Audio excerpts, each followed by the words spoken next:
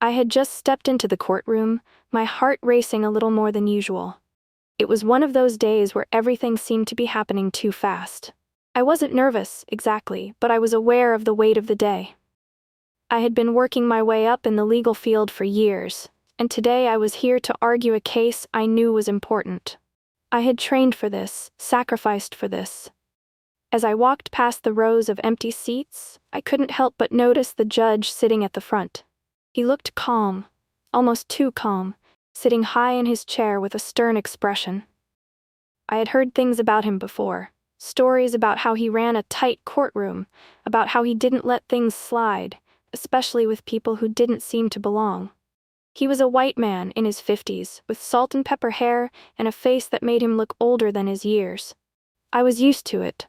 Used to people looking at me with uncertainty when they saw me, a black woman in a suit, standing confidently in a place where people like me didn't always have the easiest time. But today was different. Today I wasn't just a woman. I wasn't just someone who had fought for every inch of recognition. I was a federal prosecutor, and I had earned my place here. As I approached the stand to make my case, I noticed the judge eyeing me, his gaze lingering for a bit longer than I expected. It wasn't a welcoming look. It was almost like he was trying to figure me out, like he couldn't understand why someone like me would be standing there. I took a deep breath and started talking. I couldn't let his judgment get to me. I was here to do my job, but the whole time I could feel his eyes on me, and I knew something was off. I kept my focus on the case, pushing everything else out of my mind. But it wasn't easy. The judge's eyes were sharp, his posture rigid as he listened, his attention occasionally drifting to his papers. I could feel a certain tension in the room. It wasn't just me. It was the weight of this place, the silent judgment that hung in the air. It almost felt like he was waiting for me to slip up. When it was time for the defense to speak, I stayed seated, watching as the other side tried to twist the facts, tried to paint my client as someone they weren't. I was getting ready to stand up and object, but something happened that caught me off guard. The judge suddenly cut in, looking directly at me. "Miss Johnson," he said, his voice cold and a little too sharp, "are you sure about this? You really want to take this to trial?" I was taken aback. This wasn't how things usually went. The judge's question wasn't about the case. It felt personal. I straightened up, holding his gaze. "Yes, Your Honor, I am sure." For a moment there was silence. He didn't say anything for what felt like an eternity, just stared at me. Then, almost dismissively, he motioned for the proceedings to continue. I couldn't shake the feeling that something was off, but I pushed it to the back of my mind. As the day dragged on, I tried to stay focused. But then came the moment when everything changed. The judge leaned forward and gave me a look, one I couldn't quite place. It was almost like he was studying me, waiting for me to make a mistake. And then, out of nowhere, he spoke up again. "Miss Johnson, your client has been given enough chances. I'm fining them $2,000. I've seen enough." I froze. A fine. That wasn't what we were here for. We were here to ensure justice, to argue the facts, to protect the rights of those who couldn't always do it for themselves. But this was a decision made out of nowhere. I could feel the anger rising in my chest, the heat creeping up my neck. "Your Honor," I said, standing up slowly, "I believe this fine is unjust. The case. I've made my decision." The judge cut me off, his voice harsh. "Your objections are noted." There was nothing more I could say. I felt a wave of frustration wash over me, but I held my ground. I wasn't about to back down. I was better than that. The courtroom felt like it was closing in on me. The judge's decision had left me stunned, but I knew I couldn't show it. I had to keep my composure. I had spent so many years proving myself, working harder than anyone thought I should just to be taken seriously. And yet here I was, dismissed with a wave of a hand. But I wasn't about to let this moment define me. I sat back down, my hands trembling slightly. I wasn't just angry for myself, I was angry for my client. But more than that, I was angry for every other person who had been overlooked in this system. I had seen it happen before, felt it too many times myself. That nagging feeling of being underestimated, of being judged by things other than my abilities. After the hearing, I walked out of the courtroom, my mind racing. I had been here before, though. Not physically, but mentally. I'd fought these battles in my head 1,000 times. I had dealt with the looks, the underestimation. But this was different. This wasn't just bias. This was a clear mistake. He didn't even know who I was. I was about to step into the elevator when I felt a tap on my shoulder. I turned around to see a man in a dark suit, his face unfamiliar. "Miss Johnson," he said, his voice calm but firm. "I'm with the U.S. Attorney's Office. I've been following your case. You handled yourself well in there today. You're a federal prosecutor, aren't you?" I nodded, still a little stunned. "Yes, I am." His expression shifted. "I think you should know something. The judge, he doesn't recognize you. Doesn't know who you really are." I stared at him, confused. "What do you mean?" "He doesn't know that you're one of the top prosecutors in this district. He didn't know you were working on cases that could change the course of this entire investigation. He didn't know that you've won cases that have put criminals behind bars for good." I was still in shock, but I felt a chill run down my spine. "He didn't know?" "No," the man said, shaking his head. "And now, I think he's going to regret that decision." I stood there, still processing what the man had just told me.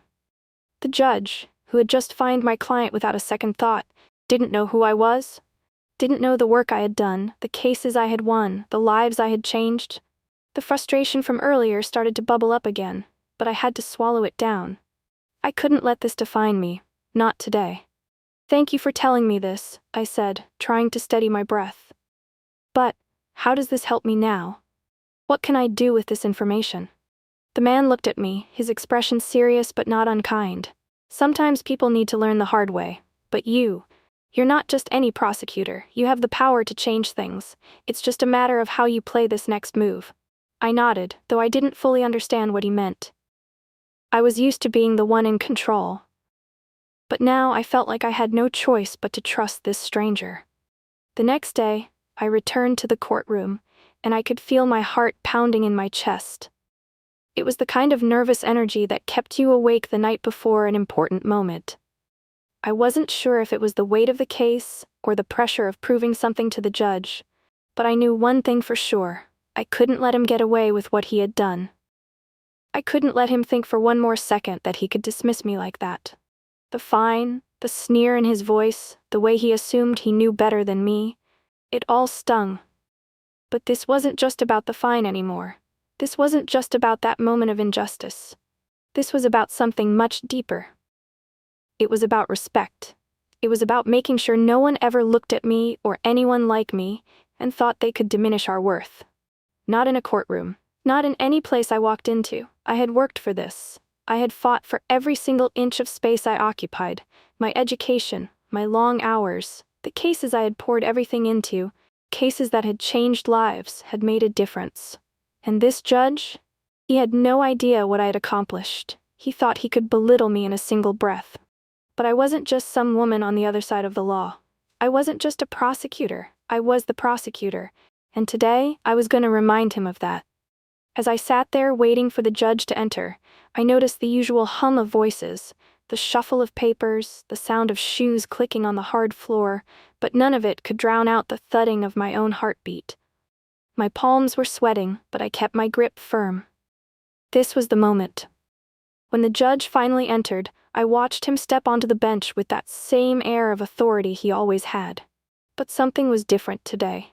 He still had that calm, collected look, the one that told everyone he was in control, but I could see something behind his eyes.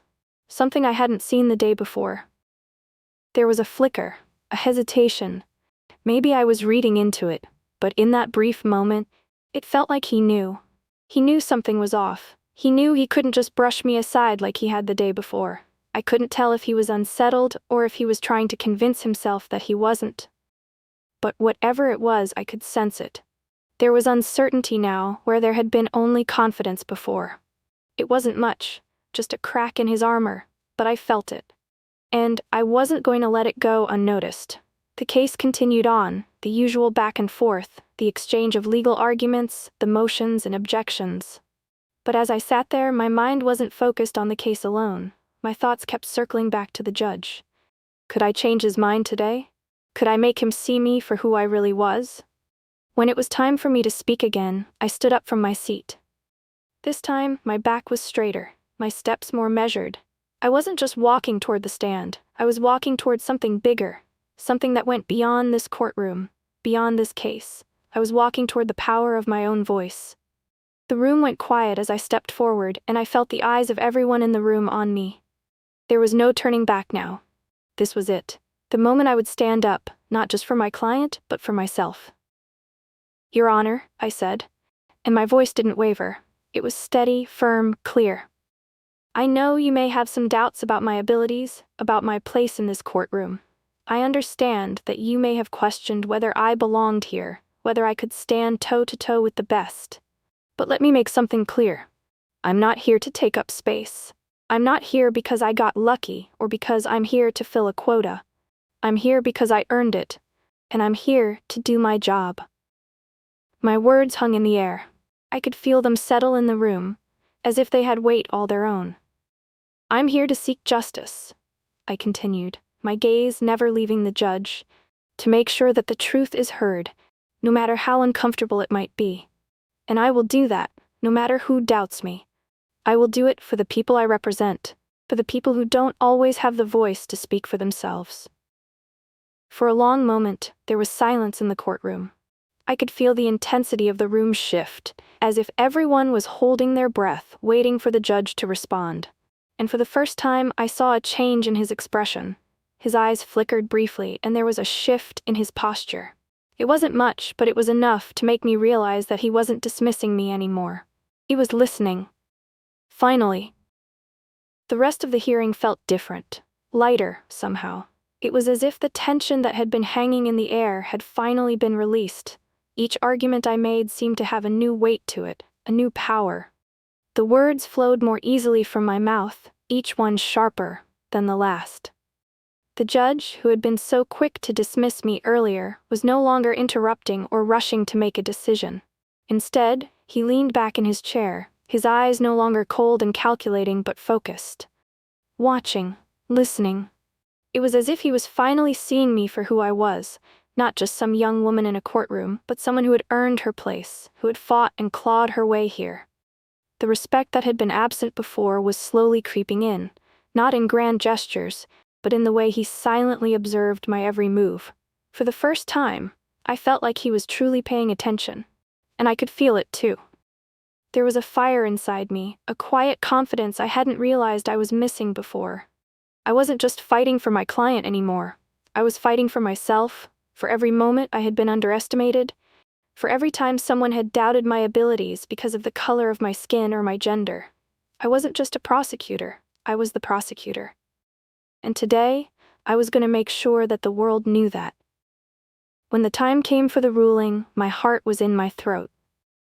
I held my breath as the judge spoke, the weight of his words hanging in the air. "The fine is removed," he declared. "Your client will be granted a new hearing. We'll revisit this case." The words were a relief, but they felt hollow too. It wasn't just about the fine being removed, it was about the judge finally acknowledging what I had known all along. I had earned this moment. As he stood to leave the bench, he paused, and for the first time, I saw something different in his eyes, a recognition. It wasn't just the typical judge's polite nod or a casual glance, it was a nod of respect, something that hadn't been there before. He turned to face me directly, and for a brief moment, I thought he might say something dismissive, like he always did. But instead, he looked me in the eye and said something I never expected. "I'm sorry," he murmured, his voice low, just loud enough for me to hear. "I didn't know. You've earned my respect." The words hung in the air like a heavy weight, and I stood there, frozen. I didn't know how to respond, didn't know if I even needed to. What was there to say? For so long, I had fought to prove myself, to show that I belonged in spaces like this, that I had what it took to stand with the best. Now finally, I didn't need to prove anything to him, or to anyone else. His apology wasn't for me to accept, or reject, it was his to own. I stood there for a moment longer, just staring at him. I could feel my heart slowing down, my breath steadying, and then I turned away. There was nothing more to say. I had done my job, I had stood my ground, and in the end I had won. Not just the case, but my own sense of worth. More importantly, I had done it on my terms. If you enjoyed this story, don't forget to like, comment, and subscribe. Your support means the world to me and helps me bring more amazing content your way. Let me know your thoughts in the comments. I'd love to hear what you think. And if you haven't already, hit that subscribe button so you never miss an exciting update. Thanks for watching.